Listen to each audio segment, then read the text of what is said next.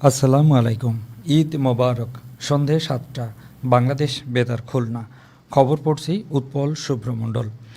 যথাযথ ধর্মীয় ভাবগাম্ভীর্য ও ত্যাগের মহিমায় উজ্জীবিত হয়ে খুলনাসহ সারা দেশে আজ মুসলমানদের দ্বিতীয় বৃহত্তম ধর্মীয় উৎসব পবিত্র ঈদুল আজহা উদযাপিত হয়।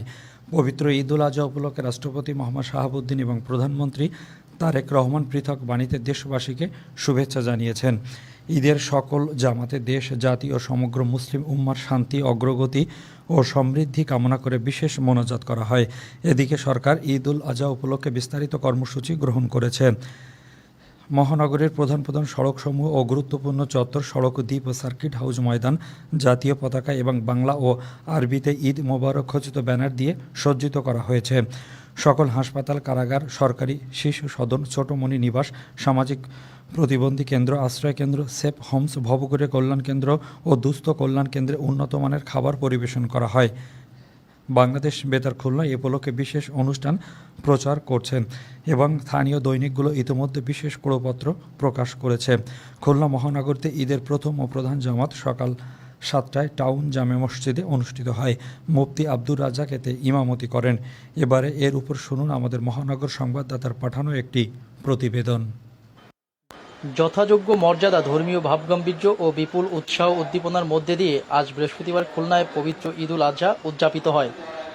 খুলনায় প্রতিকূল আবহাওয়ার কারণে ঈদুল আজহার প্রধান জামাত নির্ধারিত সার্কিট হাউস ময়দানের পরিবর্তে নগরীর টাউন জামে মসজিদে অনুষ্ঠিত হয়েছে। আজ সকাল 7টায় অনুষ্ঠিত এই জামাতে ইমামতি করেন মুফতি আব্দুর রাজ্জাক।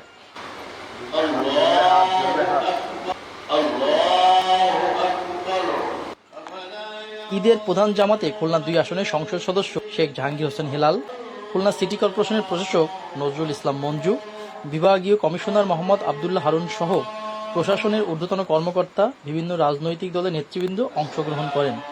এছাড়াও বৈরী আবহাওয়া উপেক্ষা করে বিপুল সংখ্যক ধর্মপ্রাণ মুসল্লি প্রধান এই জামাতে শরিক হন।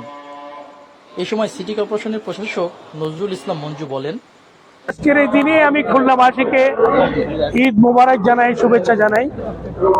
মহান রব্বুল আলামিন যেন আমাদের সবাইকে কবুল করেন।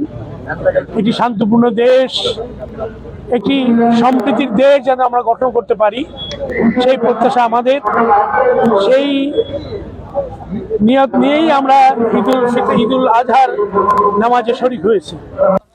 এবারে সিটি কর্পোরেশন ব্যাপক কর্মসূচি হাতে নিয়েছে। বিশেষ করে বর্জ্য অপসারণের জন্য আমরা কোরবানির জন্য আমরা নগরীতে 140টি জায়গা নির্ধারণ করে দিয়েছি। প্রধান জামাত ছাড়াও সকাল 8টায় এবং 9টায় আরও 2টি ঈদ জামাত খুলনা টাউন জামে মসজিদে অনুষ্ঠিত হয়। নামাজ শেষে দেশ, জাতি ও মুসলিম উম্মার শান্তি, অগ্রগতি ও সমৃদ্ধি কামনা করে বিশেষ মোনাজাত করা হয়। পরে মুসল্লিরা পরস্পর ঈদের শুভেচ্ছা বিনিময় করেন। মোহাম্মদ নুরুল আমিন, মহানগর সংবাদদাতা, বাংলাদেশ বেতার, খুলনা।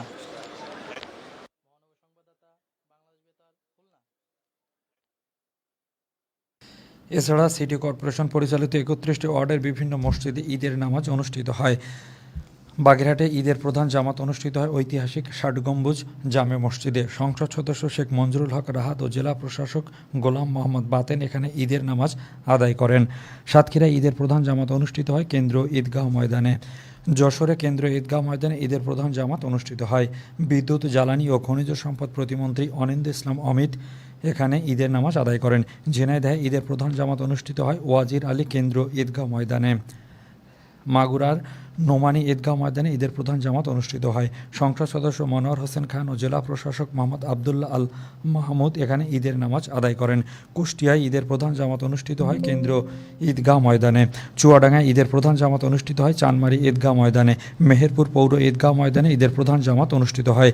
এদিকে ঈদুল আজহা উপলক্ষে খুলনা মহানগর ও মহানগরের বাইরের বিভিন্ন স্পটে আইন শৃঙ্খলা নিয়ন্ত্রণে রাখতে নিরাপত্তা ব্যবস্থা জোরদার করা হয়েছে। এছাড়া সিটি কর্পোরেশনের পক্ষ থেকে প্রতিটি বাড়িতে 8টি করে বস্তা দেওয়া হয়েছে, যাতে করে কোরবানির পশুর রক্ত, ময়লা ও অন্যান্য বর্জ্য সংরক্ষণ করা যায় এবং কেসিসি দুপুর 2টা থেকে রাত 10টার মধ্যে কোরবানির পশুর বর্জ্য অপসারণের উদ্যোগ নিয়েছে। সবশেষে আবহাওয়া। আজ রাত 1টা পর্যন্ত পূর্বাভাসে বলা হয়েছে রাজশাহী, পাবনা, যশোর, কুষ্টিয়া, ফরিদপুর ও নোয়াখালী অঞ্চলে পশ্চিম উত্তর পশ্চিম দিক থেকে অস্থায়ীভাবে ঘন্টায় 45 থেকে 60 কিলোমিটার বেগে দমকা থেকে ঝড়ো হাওয়া বয়ে যেতে পারে। সেই সঙ্গে বৃষ্টি অথবা বজ্রসহ বৃষ্টিপাতের সম্ভাবনা রয়েছে। এসব এলাকার নদীবন্দরসমূহকে 1 নম্বর সতর্কতা সংকেত দেখাতে বলা হয়েছে। খবর শেষ হলো। আমাদের পরবর্তী খবর প্রচারিত হবে আগামীকাল সকাল 8টা 10 মিনিটে বাংলায়।